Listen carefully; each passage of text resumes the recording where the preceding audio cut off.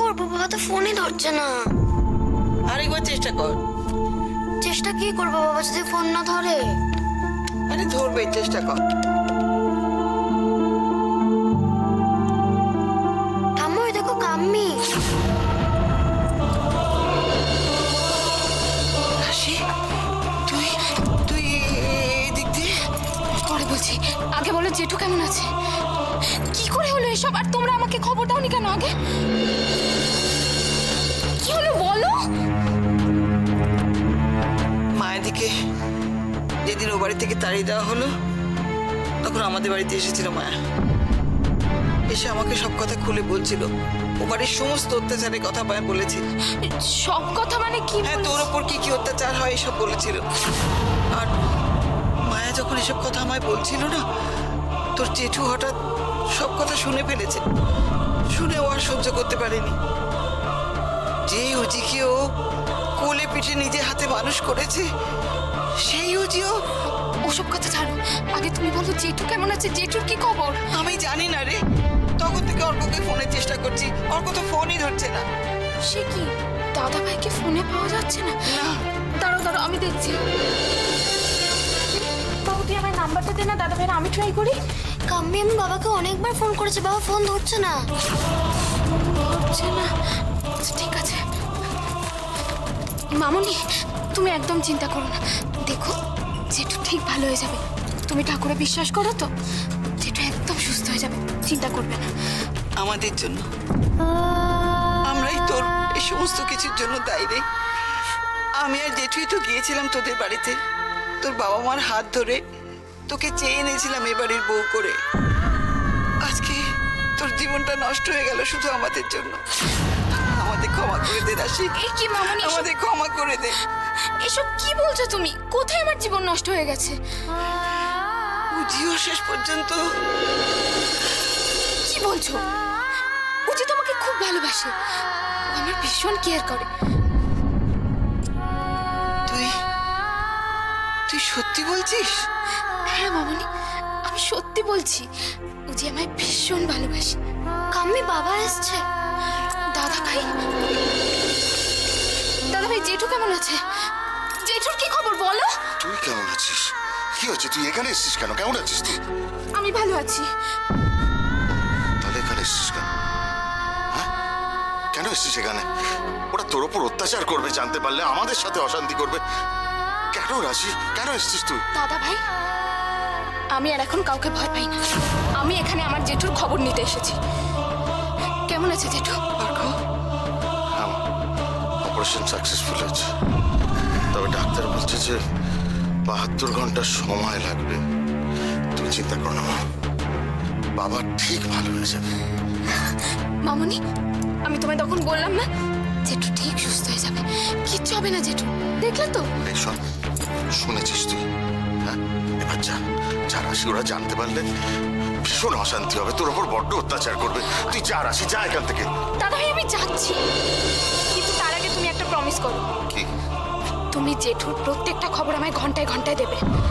তাই ঘন্টায় ঘন্টায় দিতে পারবো কিনা জানি না। তুই পারলে আমাকে যখনই ফোন করবি আমি দেবো। তুই এখন যা না রাশি। ঠিক আছে আমি যাচ্ছি। মামনি, তুমি দাদা ভাইকে বলো না ফোন করতে। আর দাদা ভাই যদি ফোন না করে, তুমি আমাকে ফোন করে জেঠুর খবর জানাবে। যা। মনে থাকবে তো? থাকবে মা, যা। আসছি আমি, জানাবে কিন্তু জেঠুর খবর। আরে সাবধানে। এদিক দিয়ে? ও কি এদিক দিয়ে এসেছিল না? ও আজকে এদিক দিয়ে আসেনি, ওই মন্দিরের দরজা দিয়ে এসেছে।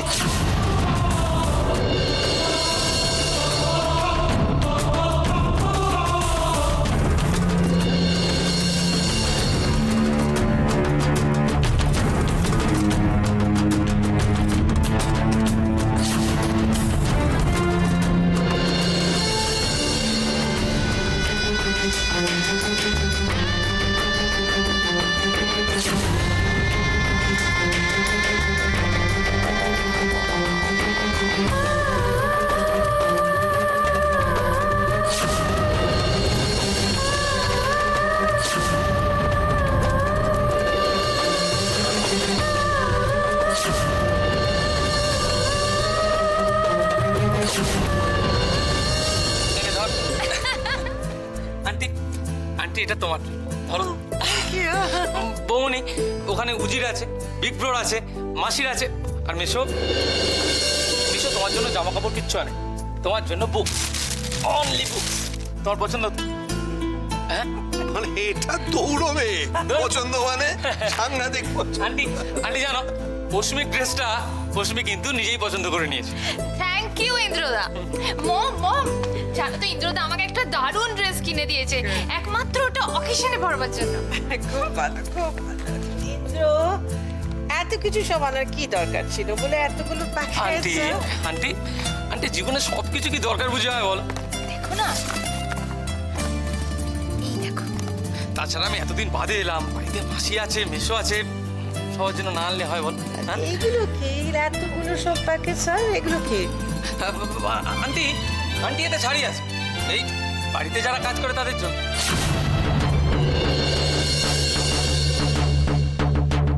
What a waste of money.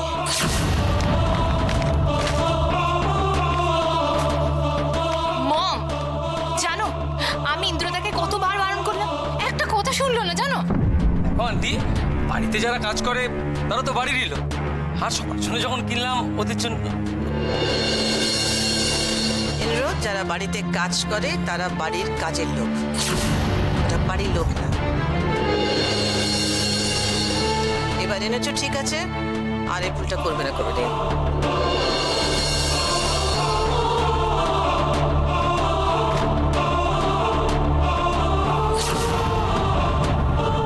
মা আপনারা চা কফি কিছু খাবেন? তাহলে আমি গিয়ে নিয়ে আসছি। আমি কিছু খাবো না। ওরা যদি খেতে চায় অর্গানাইজ করে দাও। বড়মা, আমার জন্য এক কাপ বলে কিন্তু মন্দ হবে না, বা কফি। এক্ষুনি আনছি। মাসি, তুমি কফি খাবে? নিশ্চয়ই খাবো, কিন্তু একটু পরে। ঠিক আছে, তাহলে আমি মেশরটা নিয়ে আসি। ওয়েট ওয়েট ওয়েট, আজ আমি তোমাদের সবাইকে একটা নাটক দেখাবো। কি ব্যাপার পূজা? লা লা লা লা লা লা লা লা লা লা লা লা লা লা লা। এটা এটা কিসের চাবি? মন্দির।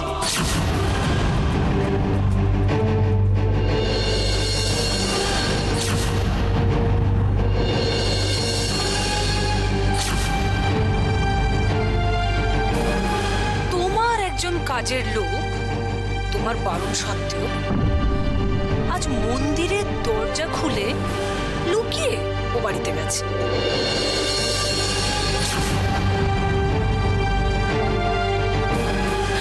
তা আমি ভাবলাম যে তার যাওয়াটা তো বন্ধ করতে পারলাম না, তাহলে অন্তত ফেরার রাস্তাটা বন্ধ করে দিই।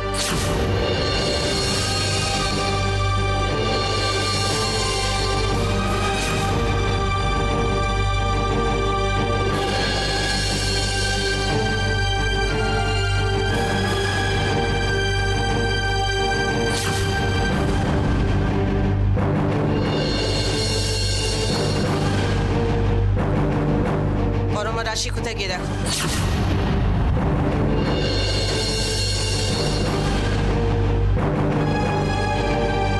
কি হলো? দাঁড়িয়ে কেন আছো? যাও গিয়ে দেখো রাশি কোথায়। যাচ্ছি।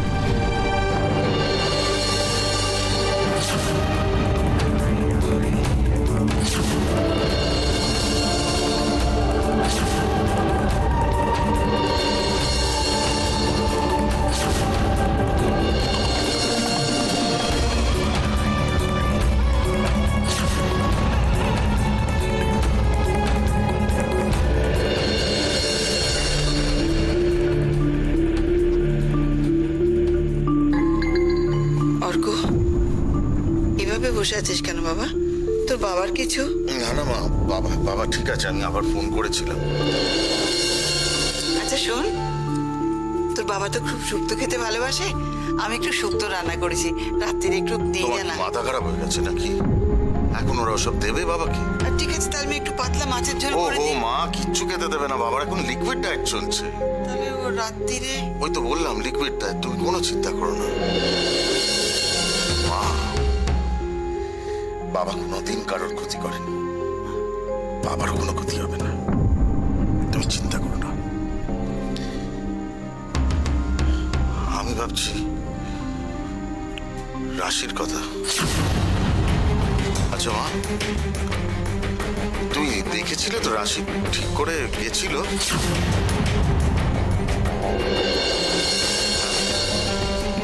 না, হ্যাঁ, মানে কিভাবে যে ও গেছে না, তোকে কি বলবো, তুই বললে বিশ্বাস করবি না। কেন মন্দিরের দরজা দিয়ে যায়নি?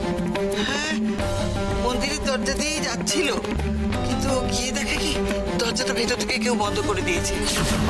তারপরে বেচারা এদিক ওদিক দেখে ওই হত বড় পাঁচিলটা থেকে লাফ মারলো টপকে।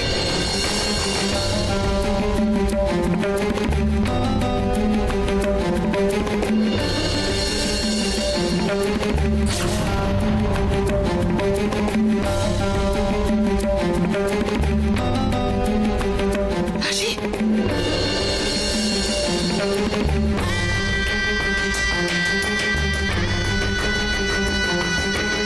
সাবধান রাশি।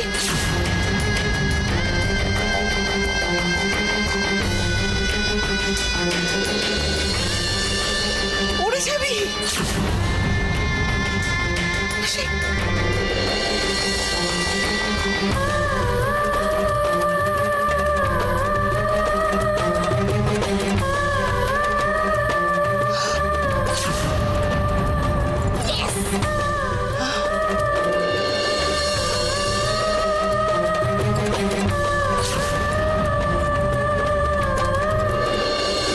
তারপরে কোনো আওয়াজই পাইনি আমি, আর আমি বুঝতে পারছি না ওর হাত পা ভাঙলো না তো নাকি কি হলো বলতো।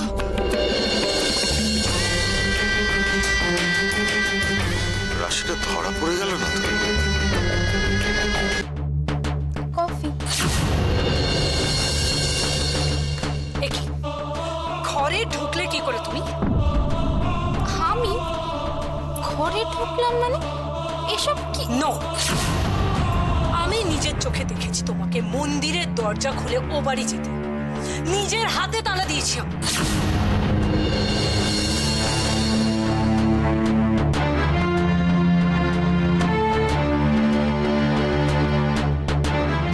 মিথ্যে কথা বলবে না রাশি, তুমি ওই বাড়িতে গিয়েছিলে? দিদি ও কি বলবে? আমি বলছি ও গেছিল। এই, listen, আমি কিন্তু খুব পোলাইটলি তোমাকে বলছি যে সত্যি কথাটা পরিষ্কার করে সবাইকে বলে দাও, আদারওয়াইজ পেট থেকে কি করে কথা বার করতে হয় সেটা কিন্তু আমি খুব ভালো জানি। হ্যাঁ, আমি গেছিলাম।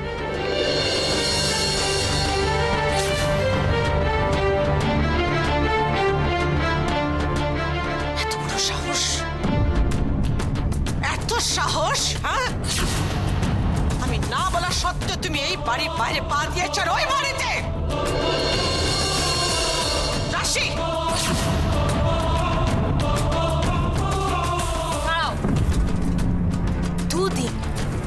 দুদিন যদি তোমার খাওয়া দাওয়া বন্ধ করে স্টোর রুমে রাখা হয়, তোমার সাহস এটা যে এখন দেখছি না এরকম ভাবে উঠে যায়। ব্যাপারটা কি রাশি? মা এতবার বারণ করা সত্ত্বেও তুমি আর পা ধরে ক্ষমা চাও, বলো এই ভুল আর দ্বিতীয় দিন হবে না। ক্ষমা চাও, বড় মা। ক্ষমা একবারই করা যায়, এক ভুলে দুবার ক্ষমা হয়। ও এটা করে আমার দিদিকে অপমান করেছেন, এর শাস্তি ওকে পেতেই হবে।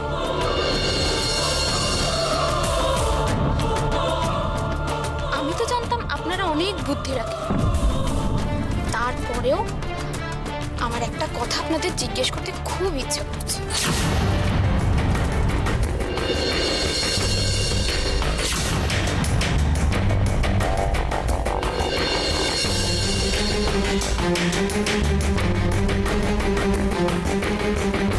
মেশো, থ্যাংক ইউ। রাশি,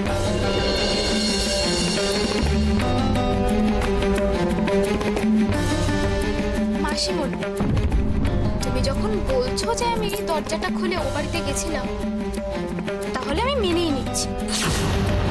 কিন্তু মাসিমণি তো এটাও বলছে আমি নাকি মন্দিরের দরজা দিয়ে বেরোনোর পর মাসিমণি ওখানে একটা তালা লাগিয়ে দিয়েছিল। তাহলে আমি এ বাড়িতে ঢুকলাম কি করে?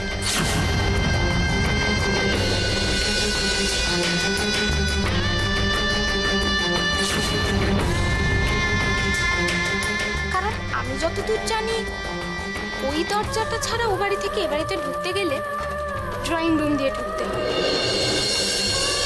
আর মাসিমণি, আমি যদি ড্রয়িং রুম দিয়ে ঢুকতাম তাহলে তো তুমি আমায় দেখতেই পেতে, কারণ তুমি তো সবসময় ড্রয়িং রুমেই ছিল, তাই না মাসিমণি? দিদি দিদি দিদি ও মিথ্যা কথা বলছে। আমি সত্যি বলছি, বিশ্বাস করো আমি নিজের চোখে দেখেছি ও মন্দিরের দরজা খুলে ও বাড়িতে যেতে। দিদি দিদি তুমি আমার কথা বিশ্বাস করো, ওর কথা বিশ্বাস করো না, মিথ্যে কথা বলছে।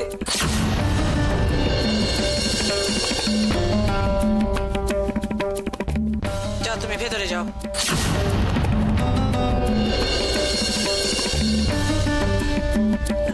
দিদি দিদি দিদি আমি সত্যি কথা বলছি, ও একটাও সত্যি কথা বলছে না। দিদি ট্রাস্ট মি দিদি, বিলিভ মি, আমি সত্যি কথা বলছি।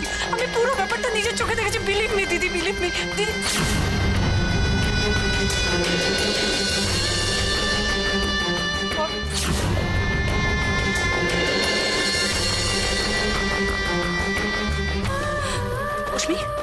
অস্মি, তুই আমার কথা বিশ্বাস কর, please trust me, please trust me. আমি পুরো ব্যাপারটা নিজের চোখে দেখেছি, আমি নিজের চোখে ওকে চলে যেতে দেখেছি, বিশ্বাস কর।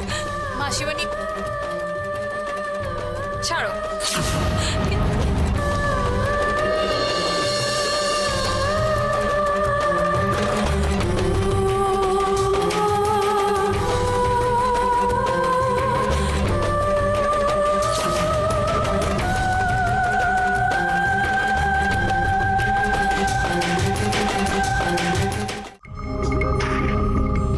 শিক্ষা হলো? বারবার তোমাকে বারণ করেছিলাম কোনো যেচে ঝামেলায় জড়িয়ে, কথা শুনলে না, না শুনলে এরকমই হবে। আমি এখনো বলছি রাশি মিথ্যে কথা বলেছে। প্রমাণ কোথায়? তুমি তো সত্যিটা প্রমাণ করতে পারলে না, আর ও যেটা বললো সেটা অকাট্য। আমি নিজের চোখে দেখেছি ও মন্দিরের দরজা খুলে ও বাড়িতে যেতে, ওকে দেখেছি আমি। হ্যাঁ, চশমা নাও, তোমার বয়স হচ্ছে।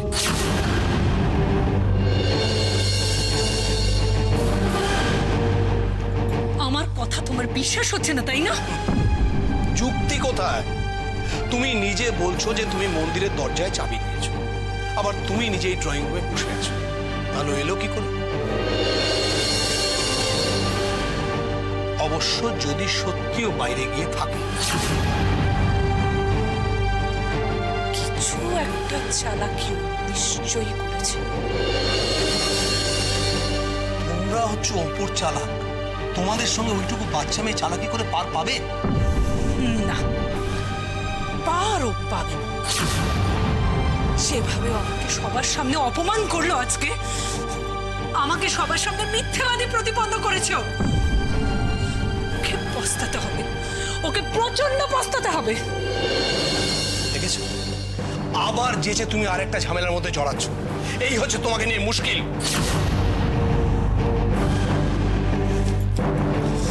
এই চুপ করো তো তুমি। আমার কাটা গায়ে নুনের ছিটে দিতে তোমার খুব ভালো লাগছে, তাই না? না, ভালো লাগছে না। ইনফ্যাক্ট আমি তোমাকে বলছি যাতে এরকম আর একবারও না ঘটে। আর ঘটবে না। Just watch me. আমার অপমানের হিসেব যদি আমি কড়ায় গন্ডায় ওকে মিটিয়ে না দিতে পারি, তাহলে আমার নাম পৃথা নয়।